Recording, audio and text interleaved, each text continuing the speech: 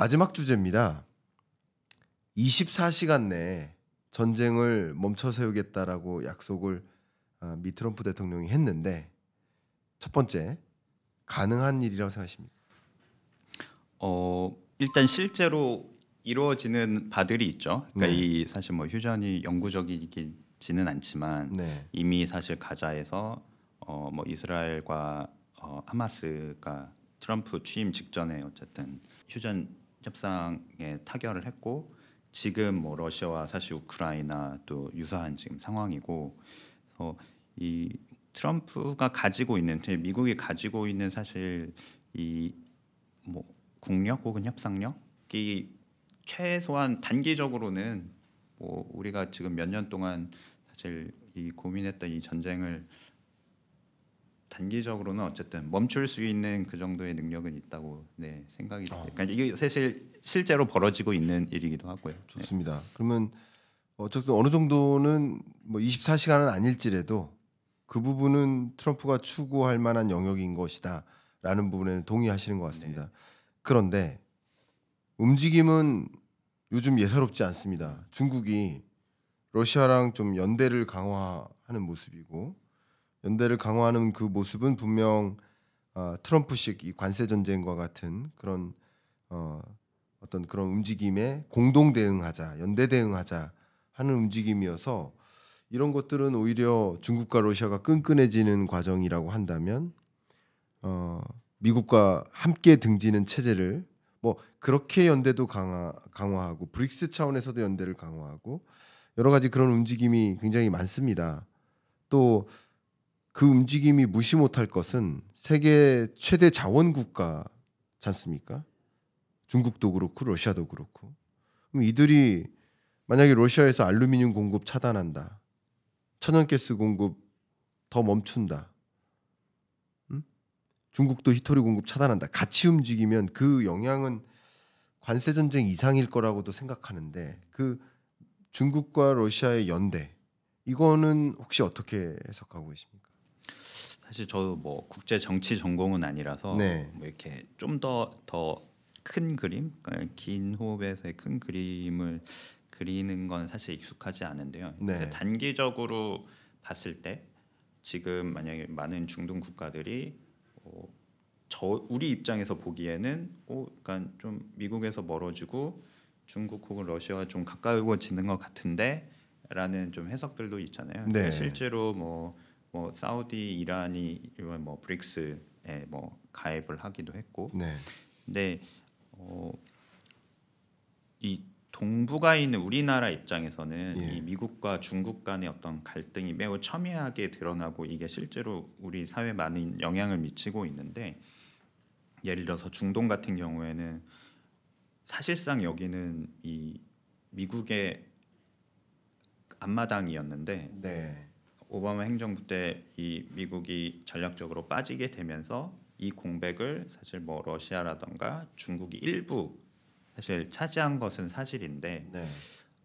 지금 와서 보면 여전히 사실 미국의 영향력이 있고 러시아나 중국의 영향력은 매우 작거든요. 네. 그렇다면 이 중동 국가들이 지금 하고 있는 거는 어떻게 보면은 이 미국과 중국 혹은 러시아 간의 균형점을 찾는 과정인 것 같아요. 네. 내가 어떤 뭐 중국이나 러시아 편을 들겠다가 아니라 이 사이에서 균형을 잘 잡아서 어떻게 이 자기의 국익을 최대화하는가. 네. 근데 이런 현상들이 지금 아프리카에 있는 많은 국가들에서도 일어나고 있고, 그래서 우리 입장에서 혹은 많은 어떤 선진국이라고 하는 뭐 G7의 입장에서의 현재 상황을 접근하는 방식과 또 다른 나라들, 특히 신흥국들이 접근하는 방식은 조금 다를 수 있을 것 같아요. 그러면 이 신흥국들이 정말 뭐 중국과 러시아 이 블록에 함께한다라고 한다면 매우 심각한 문제가 될 수 있겠죠. 말씀하신 것처럼 여러 대부분의 자원을 공급하고 있는 이 나라들이 함께 힘을 모아서 미국의 척을 진다라고 하면 매우 심각한 문제겠지만, 실제로 그럴 만한 유인은 많지 않다. 심지어 러시아나 중국마저도 이 문제를 같이 손을 잡고 할 수 있을까? 저는 약간 뭐 경제적인 요인이 그렇게 많지는 않다라는 좀 생각이 듭니다. 그러면 다소 지금 교수님의 여러 이런 움직임에 대한 분석 의견을 경청해 보면 다소 최근 IMF에서도 표현했었던 월드 이코노믹 포럼이나 여러 주요 국제기구 성격의 기관들이 표현했었던 지경학적 분절화, 세계가 지리지정학적 그리고 경제적인 의미에서 글로벌라이즈가 아니라 분절화되고, 그러니까 지경학이라는 것은 경제적으로 비즈니스적으로 동맹 관계를 가져갈 수도 있는 구조니까 그렇게 파편화되고 있는 모습이다라고 보고 계시고, 그런 의미에서 미국이 갖고 있는 경제적 의미가 있는데 굳이 중국과 러시아가 연대를 강화하고 또 브릭스가 굳이 그렇게까지 대응하려 할까 하는 의문을 좀 많이 제기하시는 것 같아요. 네네. 맞습니까? 네, 그렇습니다. 예. 그래서 미국이 과거 2차 세계대전 이후처럼 지금 어떤 군사적인 힘을 가지고 다른 나라를 압박을 하고 있는 게 아니잖아요. 그러니까 순전히 어떤 경제적인, 그렇죠. 그러니까 이 힘을 가지고 지금 일종의 어떤 패권을 지금 부리고 있는 건데, 네.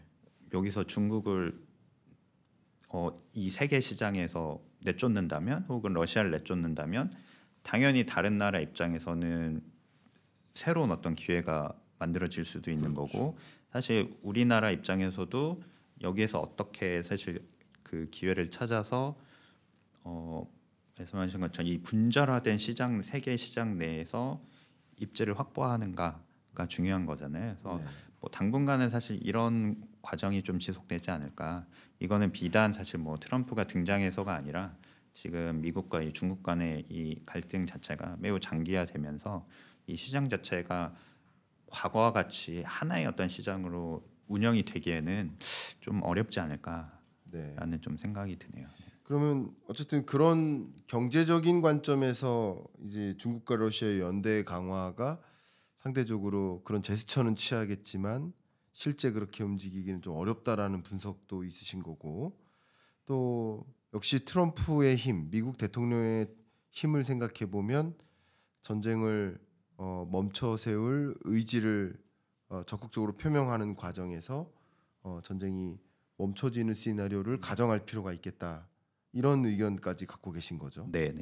예. 실제로 이 들리는 얘기에 따르면 네, 트럼프가 노벨 평화상에 대한 욕심이 그렇게 있다. 네, 그래서 예전 그 오바마를 나름 정치적인 어떤 경쟁자라고 생각을 하기 때문에 자기도 한번 받을 수 있지 않겠냐라고 네. 생각을 한다고 하더라고요. 네, 그래서 실제로 트럼프 일기에 뭐 중동에서 사실 뭐 불완전하지만 아브라함 협정이라는 형태로 이 아랍 국가들과 이스라엘 간의 어떤 이 외교 정상화 과정이 있었고, 네, 뭐 지금은 사실 뭐 이란에 대해서 매우 적대적이고, 혹은 뭐 우리나라가 뭐 북한 뭐 핵 문제도 있고, 뭐 러시아와 뭐 우크라이나 전쟁도 있고, 이 문제를 만약에 트럼프가 일과 해결한다, 그러면은 저는 뭐 노벨 평화상 정도면 줄 수 있다라고 생각을 하고 있습니다. 그렇군요. 네. 이번 해에 2025년에 에이펙 회담이 열리거든요. 한국에서, 네네. 경주에서 열려요. 네네.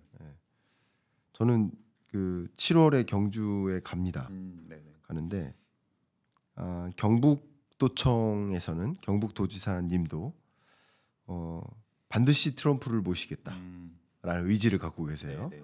근데 왜냐하면 말씀하신 대로 트럼프 대통령이 노벨 평화상에 관심이 있다라는 것은 좀 많이 퍼진 이야기니까, 그래서 트럼프 대통령이 한국으로 에이펙 회담에 참석하면 시진핑과 만나는 겁니다. 시진핑은 반드시 참석 안 돼요. 왜냐하면 다음 개최지니까. 그러니까 다음 개최지 의장국은 반드시 와야 되는 겁니다. 그러니까 시진핑 주석이 오는 것이고 트럼프가 오는 것이고, 그리고 심지어 트럼프는 노벨 평화상의 의미를 갖고 있기 때문에 푸틴과 함께 올 거라는 겁니다. 그리고 푸틴과 함께 오면 푸틴 동생이라고 자청했던 김정은 국방위원장도 같이 올 수 있다라고 그림을 그리시더라고요. 네. 실제 상당히 가능한 시나리오다. 그렇게 하고서 에이펙 회담에서, 한국에서 개최되는 에이펙 회담에서 전쟁을 멈춰 세우자라는 그런 테이블에서의 논의를 합의를 또 해 나가고 극적 합의를 만들 수 있다 올해 그런 이야기를 실제 하고 계시더라고요. 네. 근데 이게 사실이라고 하는 게 아니라 그런 생각도 일부 있는 겁니다. 근데 갑자기 드는 생각이 거기서 시나리오가 뭐냐면 시나리오 지금 불확실성이 계속 고조되고 있고 고조될 거라고 생각하고요. 세계 경기가 더 불황으로 전개될 거라고 생각하고요. 그리고 그 모든 일은 트럼프가 상당 부분 기여한 것이라고 보고 있고요. 그런 의미에서 지금 금 가격이 오르고 달러 가치가 강달러 뉴노멀로 전개되고 있는 건데 극적 합의를 도출하거나 전쟁을 멈춰 세우는 실제 그런 액션이 취해지면 반대로 금 가격이 떨어집니다. 그러면 혹시 트럼프의 이런 구상이 있지 않을까? 비트코인을 전략적 자산으로 비축하겠다라는 의지는 미국 연준의 그 외환 보유액에서 75%가 금이에요.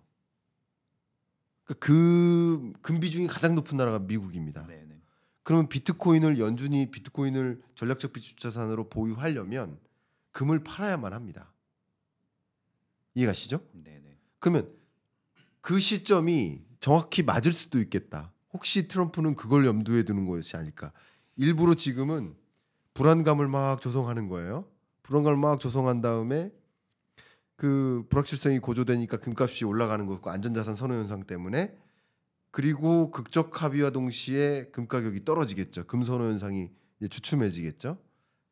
그리고 가장 공격적 자산인 비트코인으로 대체한다면 가장 아이디어란 시나리오가 아닌가. 트럼프 입장에서 그렇게 생각할 수도 있지 않을까. 그냥 갑자기 한번 추론을 해봤는데 너무 과한 상상인가요? 혹시 어떻게 생각하십니까? 일단 저는 미국 연준이 비트코인을 하나의 어떤 이 안전 자산으로 고려를 하려면은 상당히 좀 시간이 걸릴 거다라고 뭐 사실 왜냐하면 저를 포함해서 많은 경제학자들이 비트코인을 화폐라고 인정하지 않거든요.